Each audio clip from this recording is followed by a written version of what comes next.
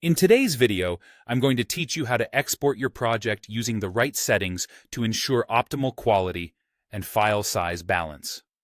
So, if you're ready, let's dive in. First, make sure you're in your timeline and have selected the sequence you'd like to export. This is where we'll begin our exporting journey. Next, navigate over to the File menu at the top corner of your screen. Once there, hover down to Export and select Media.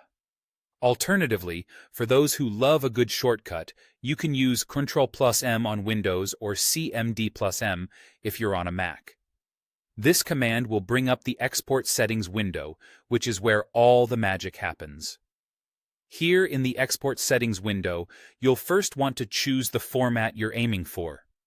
A popular choice is H.264, especially if you're looking to create a versatile file compatible across different platforms. After setting the format, you'll notice there's an option to choose a preset. Selecting a preset can be a real time saver because it preloads many settings for you. However, remember, you have the flexibility to fine-tune these settings afterwards, so don't worry about getting it perfect straight away.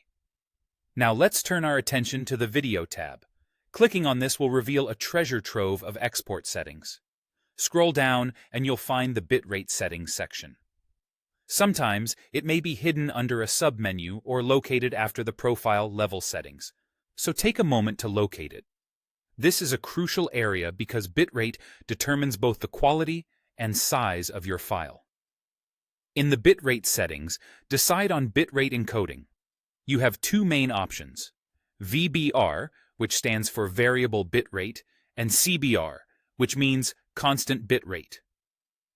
Choosing VBR allows for variability based on the complexity of the video, offering better compression and potentially smaller file sizes, while CBR keeps it constant, which can be simpler but might result in larger files.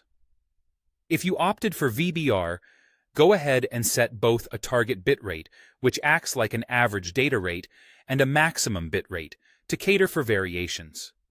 Sometimes, there's even an option for a minimum bitrate too. For those aiming for high-end quality, there are a couple of optional settings. You can check the options for Render at Maximum Depth and Use Maximum Render Quality. Once all your settings are in place, it's time to decide on your output name and choose your destination folder. Double check. Everything looks good.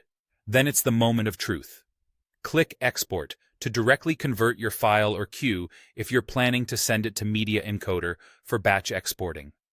After your export is complete, make sure to check the file size and playback quality. If you find it's larger than you need, consider lowering the bitrate. Conversely, if the quality isn't up to par, you might want to increase it. Remember, finding the right balance between quality and size can take a bit of practice, but don't worry. With time, you'll get the hang of it. Thank you for watching, and happy exporting.